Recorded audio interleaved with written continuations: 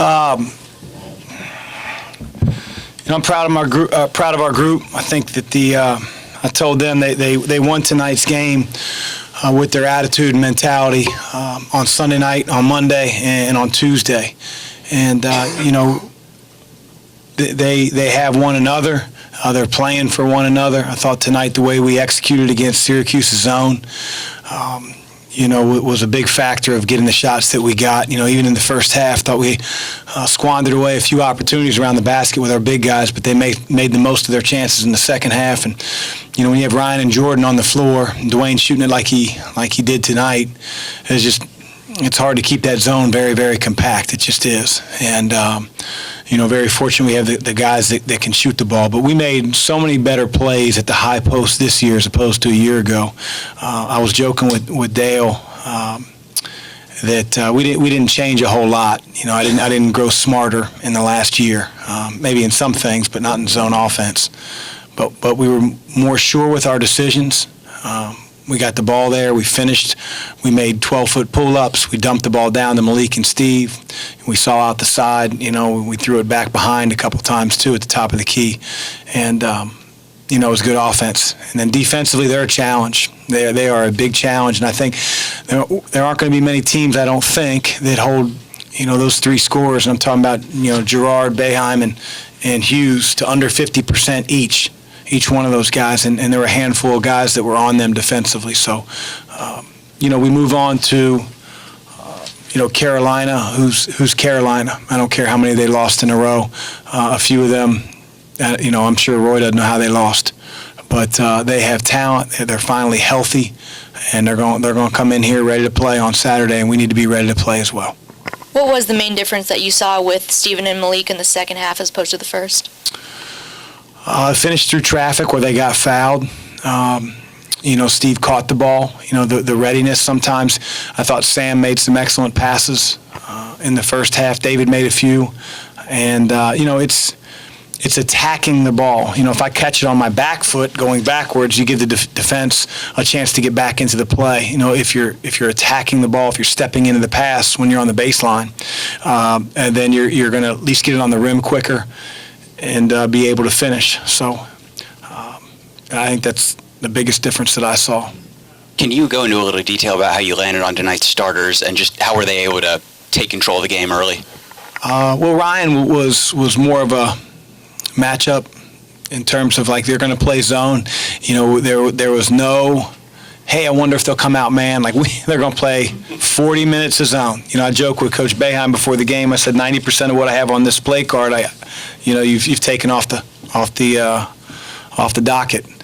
And so Ryan was because of that. Dave, and I've said this, he's our best playmaker. He's a freshman. I got winded a little bit, but he is our best playmaker. And so, that was sort of a change that we've been contemplating for a while. And, Malik's our biggest energy giver. He's our best defensive player. He's a talker. And so what I lose with Fresh when he goes out of the game, I know people outside of our locker room don't appreciate, but I certainly do, is you lose a voice, a guy that's a terrific defender, and that's what Malik is at different positions. And, I want to score 90 points every night, but I don't want to give up 90 points. And so we have to make sure that our defense is every bit as strong as it can be to start games.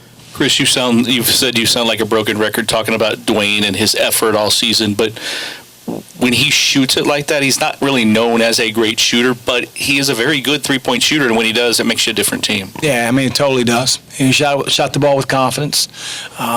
You could tell that Syracuse was really tilting the floor towards Ryan and Jordan, and the one more pass was finding Dwayne a lot.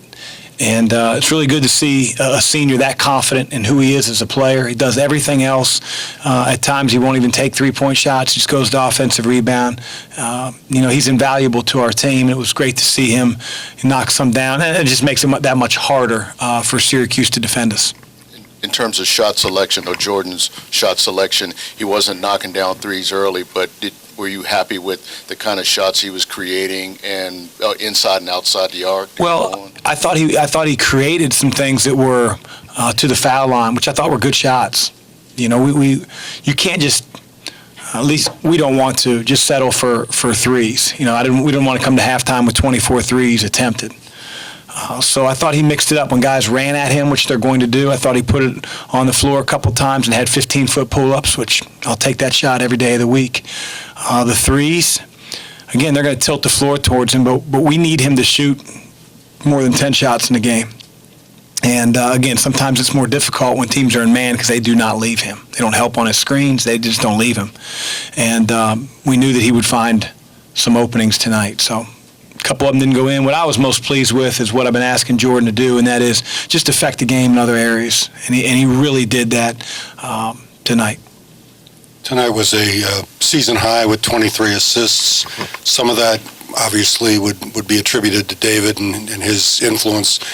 Is there some of it also that belongs to Coach Crum and his recommendations about how to attack that zone? Absolutely.